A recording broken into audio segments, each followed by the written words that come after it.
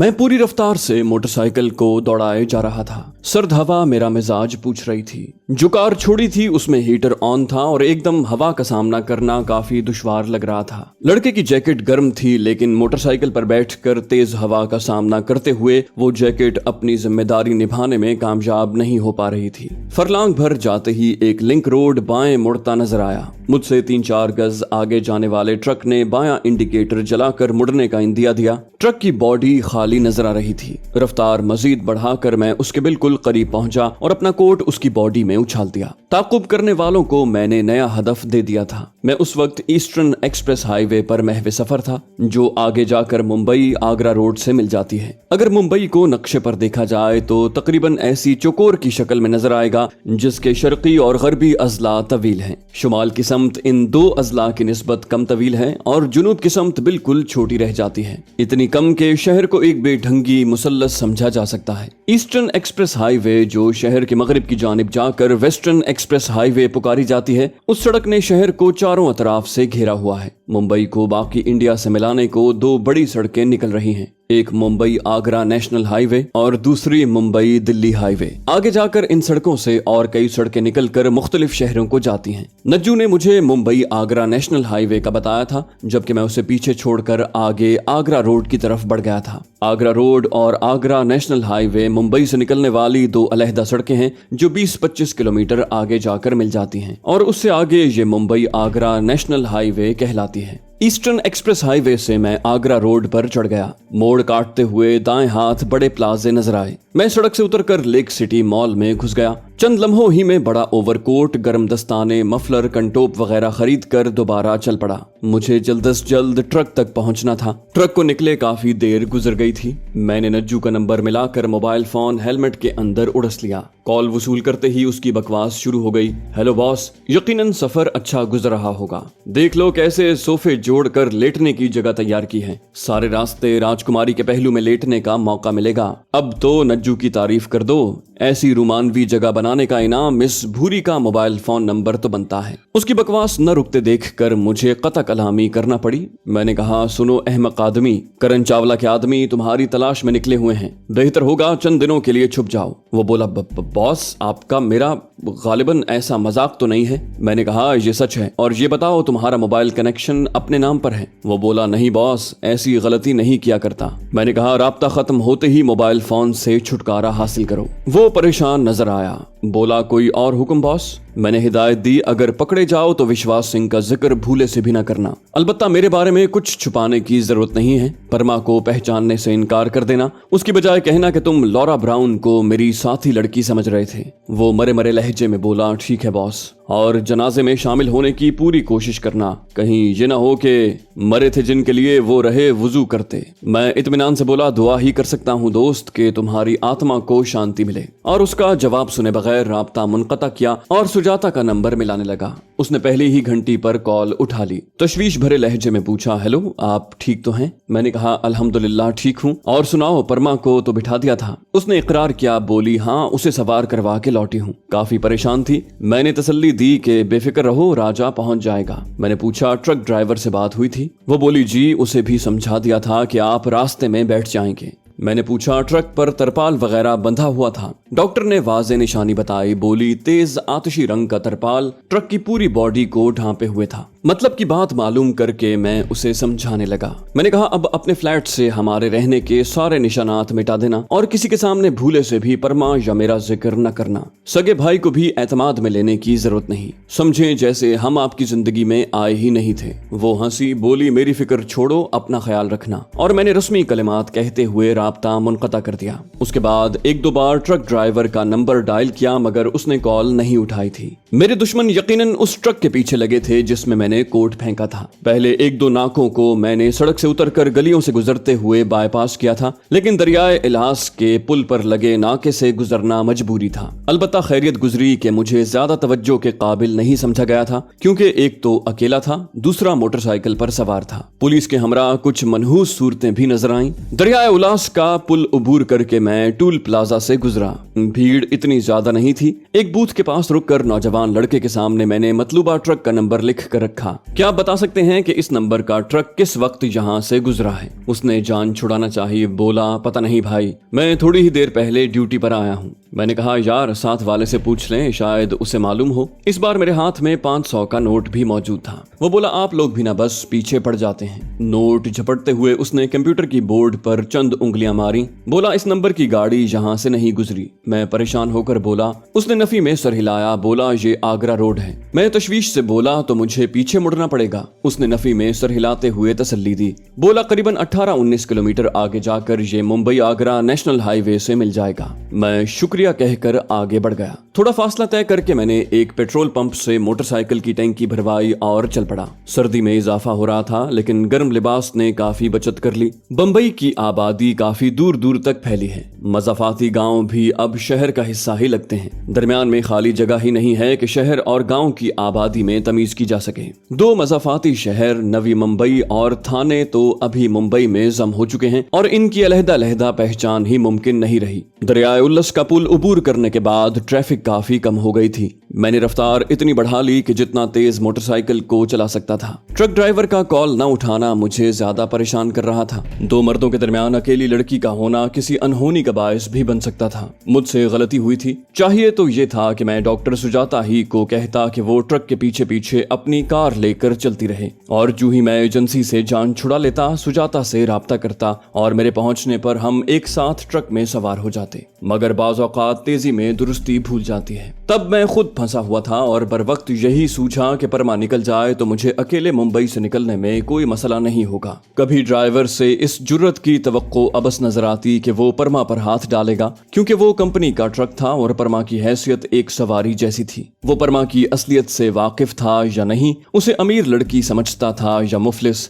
ये बहस बेफायदा थी। मुख्तसर यही कि उन्हें परमा को छेड़ने की सूरत जवाब देना पड़ जाता और जब इंसान के दिल में अंदेशा छुपा हो तो वो गुनाह पर जर्री नहीं होता। एक और परेशान कुन सोच ने मेरे तज्जिये की नफी की। सोचा मगर अकेली खूबसूरत लड़की पर गंवार ड्राइवर और उसके साथी का राल टपकाना भी बईदस कयास नहीं है। औरत का हुस्न और शबाब जब दिमाग पर सवार हो जाए तो मर्द उमूमन बुरे भले की तमीज नहीं कर सकते। अगर कुछ ऐसा हो जाता तो मैं सारी जिंदगी अंसारी साहब या परमा को मुंह दिखाने के काबिल न रहता, क्योंकि ट्रक का इंतजाम मेरी सवाबदीद पर हुआ था। परमा मेरी जमानत पर ट्रक में अकेले सवार होने पर राजी हुई थी और उसे पेश आने वाले किसी भी हादसे की जवाबदारी मेरे खाते में जाना थी।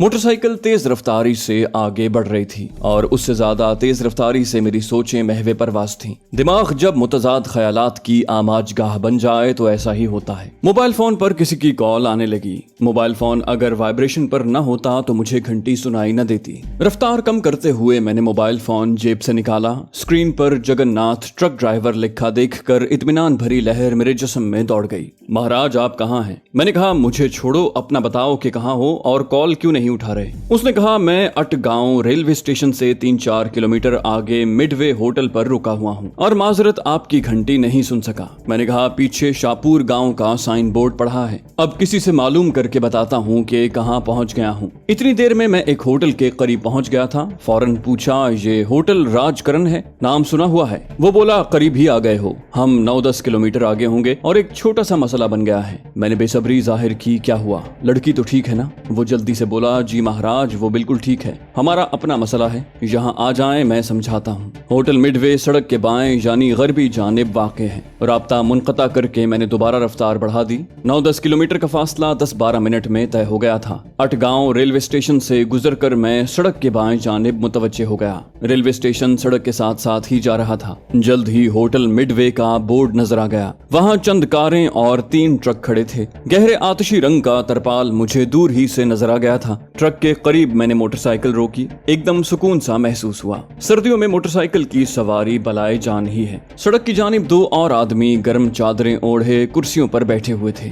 यूं लगा जैसे पार्किंग की निगरानी कर रहे हों। एक आदमी सड़क के साथ खड़ा था। मुझे लगा शायद वो ड्राइवर या उसका मददगार है। बोलने में पहल उसी ने की थी। अनूप मिश्रा, मेरा नाम पुकारते हुए उसने तस्दीक चाही। मैंने इस बात में सर हिला दिया। बोला तुम्हारा ही इंतजार कर रहा था। मैंने पूछा लड़की कहाँ है? उसने ट्रक की तरफ इशारा किया, अंदर ही है। मैंने पूछा मसला क्या है, और मैंने होटल की तरफ कदम बढ़ाने से गुरेज किया। उसने तेज लहजे में तफसील बताई, जिसका लुब्बे लुबाब यही था कि होटल के मालिक का पांडे गुड्स ट्रांसपोर्ट कंपनी के मालिक भूषण पांडे के साथ रकम का कोई तनाजा है, और जब तक पांडे होटल के मालिक से बात करके मसला हल नहीं करवाता, वो ट्रक को आगे जाने की इजाजत नहीं दे सकता। अपने 2 आदमी उसने ट्रक रोकने को ही बिठाए हुए हैं। मैं मुस्तफसिर हुआ, इस मसले में मैं क्या कर सकता हूँ? वो साफ गोई से बोला, अगर आपको जल्दी है तो होटल के मालिक या पांडे जी से आपको खुद बात करना होगी। उस्ताद जगन ने तो चादर ओढ़कर चारपाई संभाल ली है। मैं ऐसा कुछ जरूर करता अगर मेरा ट्रक पर मजीद सफर करने का इरादा होता।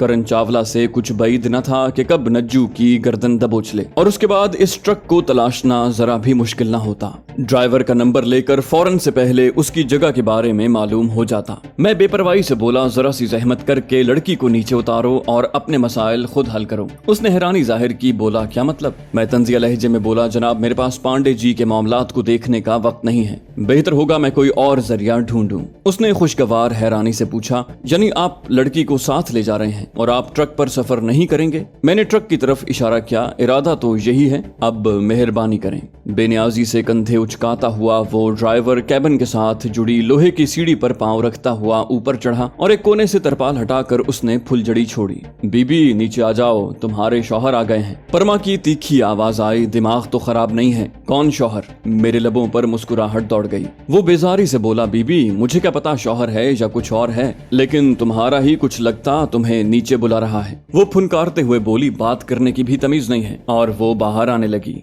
गंवार कंडक्टर ने परमा के गुस्से का भरपूर जवाब दिया। बोला, अब मुझे क्या पता शौहर के साथ जा रही हो या किसी यार के हमरा भाग रही हो। यकीनन किसी लड़की को ऐसा जवाब देना नामुनासिब ही नहीं, बेहुदा भी था। मैं पहले उनकी नोक झोंक से महसूस हो रहा था। कंडक्टर का बदतमीजी भरा फिक्रा सुनते ही मुझे तैश आ गया। उसके नीचे उतरते ही मैंने आगे बढ़कर गुस्से से पूछा, तुम्हें लड़कियों से बात करने का तरीका नहीं सिखाया किसी ने? वो बिगड़े हुए लहजे में बोला, तो लड़कियों से बात करने का तरीका तुमसे सीखना पड़ेगा। मेरा हाथ पूरी कुव्वत से घूमा। चटाख की आवाज से माहौल गूंज उठा। पता नहीं मेरे थप्पड़ में कौन सी कुव्वत दर्राई थी कि अच्छा खासा सेहतमंद होने के बावजूद वो ट्रक की बॉडी से जा टकराया। साथ ही मेरी इत्मीनान भरी आवाज उभरी, जवाब है हाँ। तेरी तो।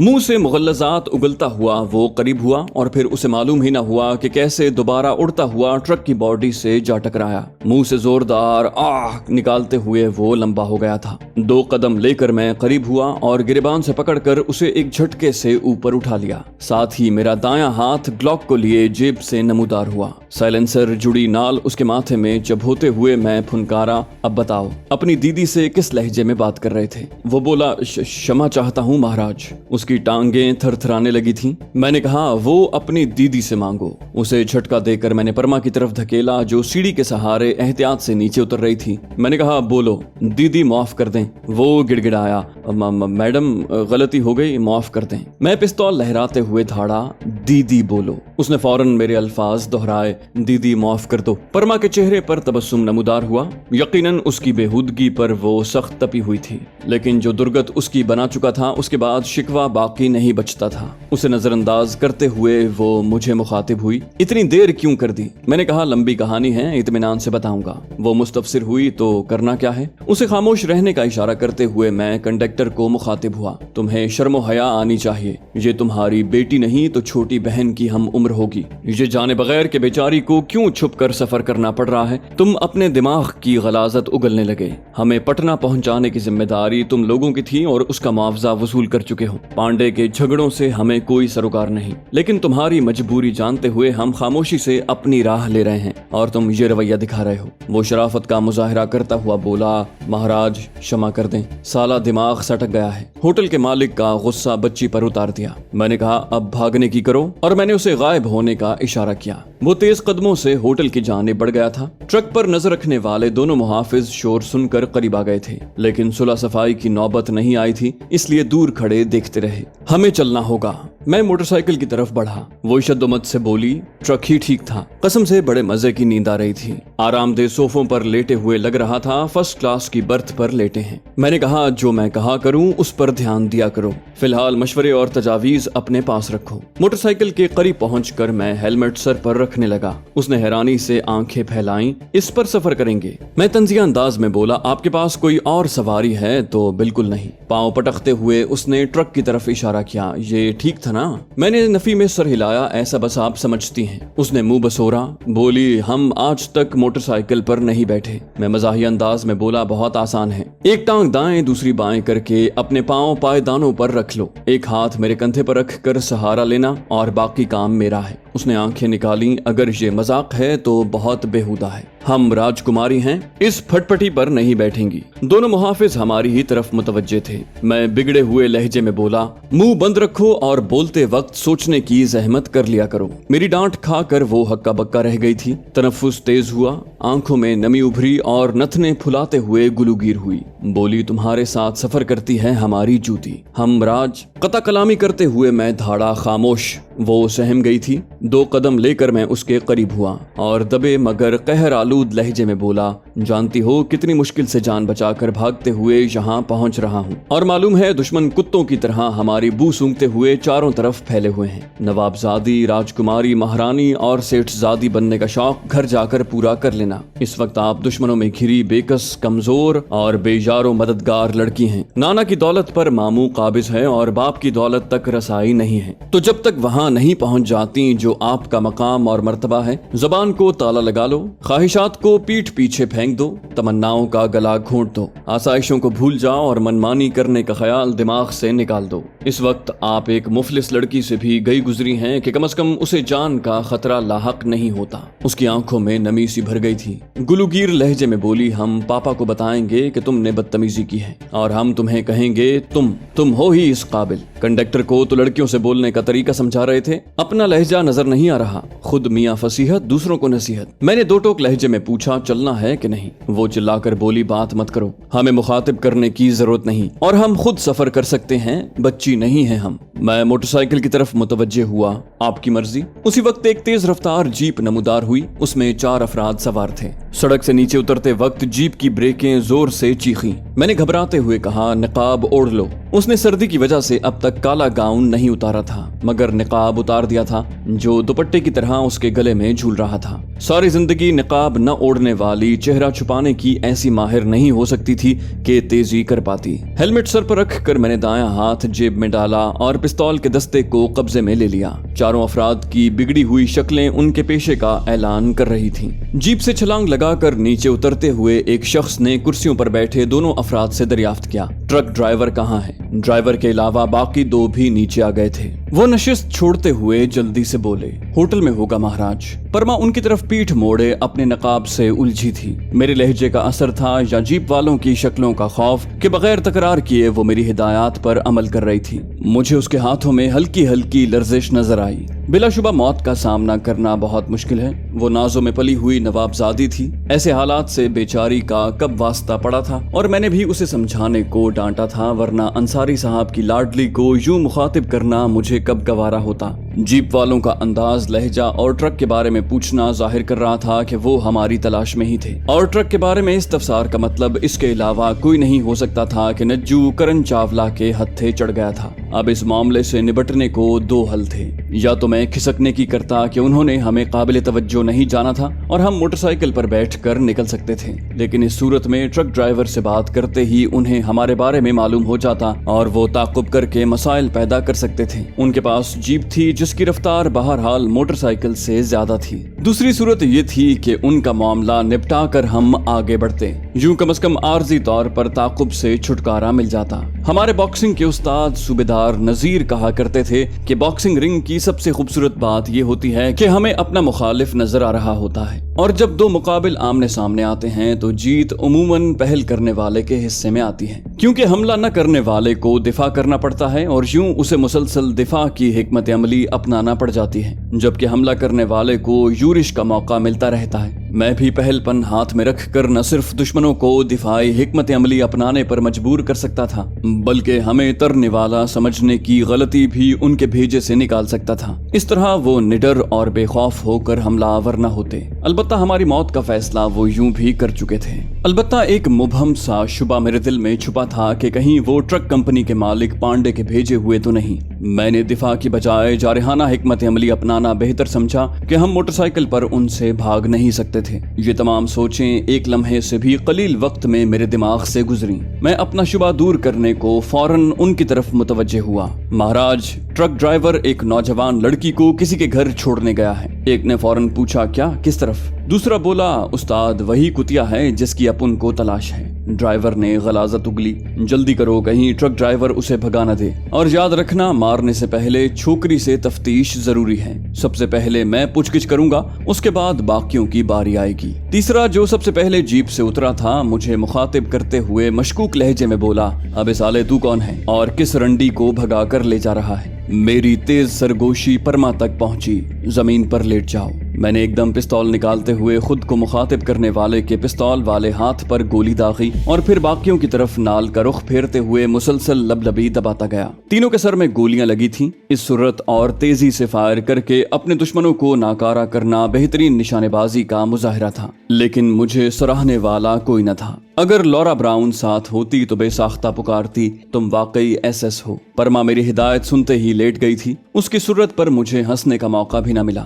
जख्मी होने वाला बाएं हाथ से पिस्तौल उठा रहा था। उसका पिस्तौल पकड़ना और मेरा 5वीं बार लबलबी दबाना एक साथ हुआ। मैंने जानबूझकर पिस्तौल की बजाय उसके दूसरे हाथ को भी निशाना बना दिया था। हल्की सी चीख मारते हुए वो अजियत से कराहने लगा। मैं मज़ाही अंदाज में बोला, तुम गलत कह रहे थे। गौर से देखो, मैं साला नहीं बहनोई हूँ। अपनी दीदी को भी तुमने घटिया तखातुब से पुकारा है। आइंदा ख्याल रखना, और तुम्हारी घटिया बात तुम्हारे साथियों के भेजे से निकालने को मुझे उनकी खोपड़ियों में सुराख करना पड़ेगा। अजियत बर्दाश्त करते हुए वो बरहम हुआ, तुम बचोगे नहीं। मैं इत्मीनान से बोला, ये मेरा मसला है, तुम्हारा मसला है अपनी जान बचाना, और इसका बेहतरीन गुर है कि सब कुछ फूट दो, वरना उगलवाने के तरीके मुझे आते हैं। ये कहते ही मैं होटल मालिक के मुकर्रर किए हुए दोनों आदमियों की तरफ मुतवज्जे हुआ, जो तेज बुखार में मुब्तला शख्स की तरह लरज रहे थे। फौरन से पहले गायब हो जाओ और होटल का रुख न करना।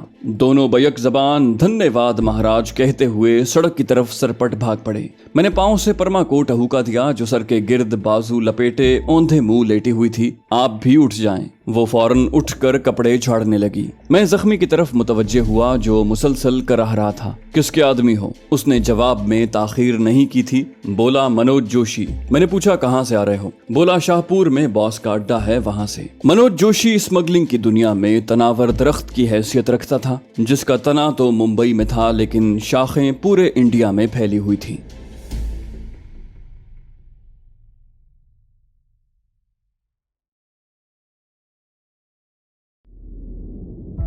दोस्तों, उम्मीद करते हैं आपको हमारी वीडियो पसंद आई होगी। अगर आप इस्लामी और तारीखी शख्सियात पर मबनी कहानियां सुनना चाहते हैं तो हमारे दूसरे चैनल दास्तान को सब्सक्राइब कीजिए और कमेंट सेक्शन में हमें बताइए कि आप कौन सी तारीखी और इस्लामी कहानियां सुनना चाहते हैं। जाने से पहले वीडियो को लाइक कर दीजिए। इंशाल्लाह अगली किस्त में आपसे मुलाकात होगी। तब तक अल्लाह हाफिज।